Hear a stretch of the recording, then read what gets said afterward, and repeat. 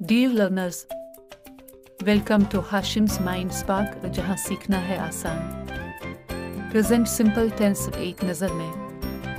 We use present simple tense to talk about daily routines and universal truths।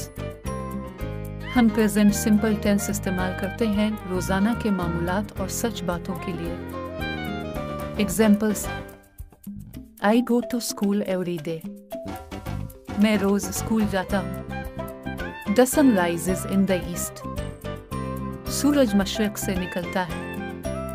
Structure: Subject first form of verb s/es with he/she/it। Example: He plays cricket। वो cricket खेलता है।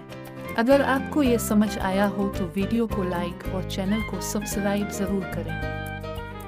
See you in the next lesson।